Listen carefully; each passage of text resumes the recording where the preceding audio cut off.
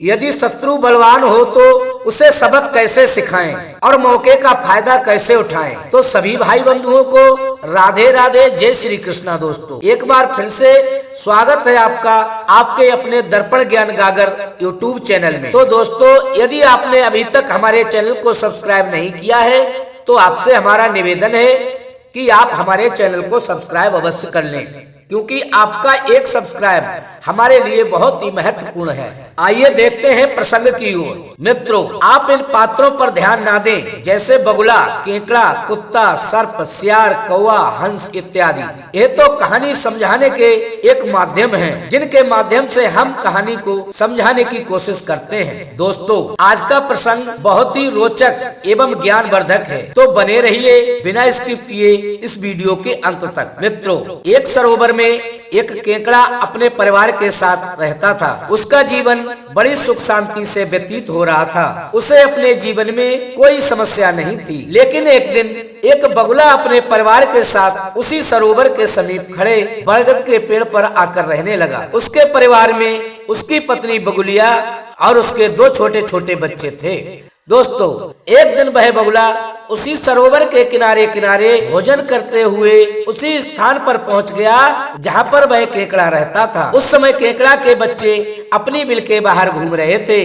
तभी उस बगुला की नजर केकड़ा के उन बच्चों पर पड़ जाती है और बगुला केकड़ा के बच्चों को खा लेता है। बंधुओं, इस नजारे को केकड़ा बड़ी बेबसी से देखता रहा। इसके सिवा वह बेचारा कर भी क्या सकता था। दोस्तों इसी प्रकार उस बगुला ने धीरे धीरे उस केकड़ा के सभी बच्चों को खा लिया। बगुला केकड़ा के मुकाबले अधिक शक्तिशाली था, इसलिए वह केकड़ा बगुला से मुकाबला नहीं कर पाया। मित्रों यही बात हमें अपनी असल जिंदगी में भी सोचना चाहिए। यदि सामने वाला शत्रु अधिक शक्तिशाली हो तो कभी भी उसके सामने से उससे मुकाबला नहीं करना चाहिए। बेचारा केकड़ा खून के आंसू पीकर रह जाता है और मन में सोचता है कि हे बगुले, अभी तो तेरा समय अच्छा चल रहा है और तू मुझे खून के आंसू रुला रहा है। जिस दिन मेरा समय ठीक आ गया और मैंने भी तुझे खून के आंसू ना रुलाए तो मेरा भी नाम केकड़ा नहीं। दोस्तों समय धीरे धीरे बीतता गया और केकड़ा उचित समय का इंतजार करता रहा। तब दोस्तों एक दिन क्या होता है, जिस बरगद के पेड़ पर वो बगुला रहता था उसी बरगद की खोखली जड़ में कहीं से आकर एक सर्प रहने लगा। एक दिन दोस्तों वो बगुला भोजन की तलाश में सरोवर के किनारे किनारे थोड़ी दूर निकल जाता है और इधर बरगद के पेड़ पर जो बच्चे थे उनको भूख सताने लगती है। तब वे बच्चे भूख लगने के कारण चहचहाने लगते हैं और उन बच्चों की चहचहाने की आवाज सुनकर उस बरगद की खोखली जड़ से वह सर्प निकल आता है बंधुओं, और पेड़ पर चढ़कर उस बगुला और बगुलिया के एक बच्चा को खा लेता है। और उसी समय बगुला भी वहां वापस आ जाता है और अपने बच्चे को खाकर आते हुए उस सर्प को वह देख लेता है। तो वह अपने मन में सोचने लगता है, इस प्रकार तो ये मेरे पूरे परिवार को समाप्त कर देगा, तो मैं क्या करूंगा। अब वह सर्प का सामना भी नहीं कर सकता, क्योंकि सर्प तो बगुला से अधिक शक्तिशाली होता है। दोस्तों और जब सर्प से बगुला की पेश नहीं गई तो वह उस सर्प के डर से दूर बैठकर रोने लगा।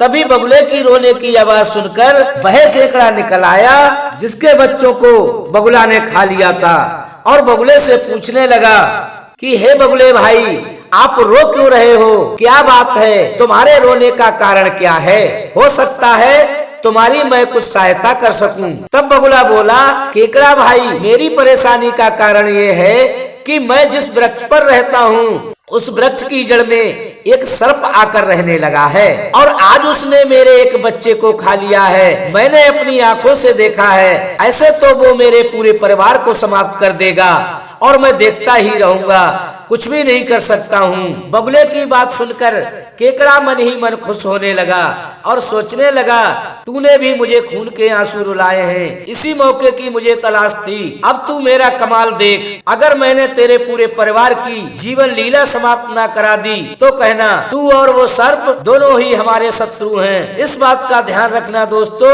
यदि आप मुसीबत में हैं और अपने मन की बात किसी को बताते हैं तो जो तुम्हारा सच्चा हितैषी होगा वो तुम्हें एकांत स्थान पर ले जाकर बिठाएगा और फिर पूछेगा, अब बताओ भाई क्या बात है। और जो तुमसे ईर्ष्या या बैर मानते होंगे वो आपसे बीच बाजार में ही पूछेंगे, कल भाई आप कैसे रो रहे थे, क्या बात थी, आप कैसे उदास थे, और तुम्हारी सारी बात सुनकर मन ही मन खुश होंगे, और जो तुम्हारा सच्चा हितैषी होगा वो बहुत दुखी होगा।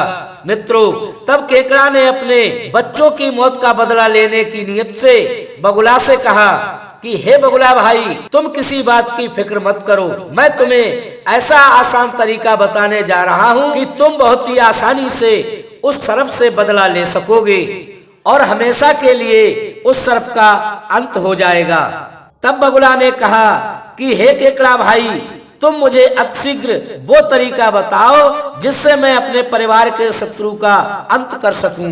तब केकड़ा ने कहा कि बगुला भाई, तुम्हें कहीं से मांस के छोटे छोटे टुकड़े लाने होंगे और एक नेवला की तलाश करनी होगी, और जब नेवला मिल जाए तो उसकी बिल से लेकर और उस सर्प की बिल तक मांस के टुकड़े डाल देना।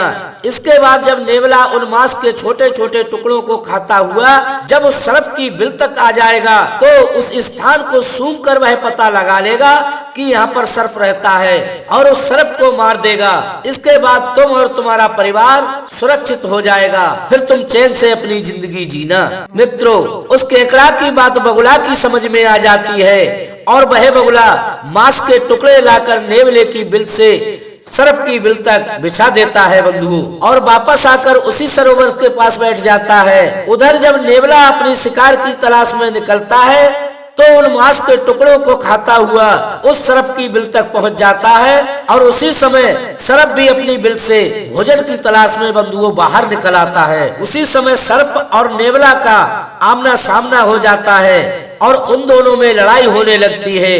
कुछ देर बाद नेवला सर्प के टुकड़े टुकड़े कर देता है और उसकी जीवन लीला को समाप्त कर देता है बंधुओं। तब बगुला ये सब देखकर बहुत खुश होता है कि सर्प मारा गया, अब मेरा और मेरा परिवार सुरक्षित है, और वह जाकर अपने बच्चों के पास उसी बरगद पर बैठ जाता है। ये सब नेवला देख लेता है और अपने मन में सोचता है, अब मैं इस बगुले के परिवार का शिकार कर अपना पेट भरूंगा।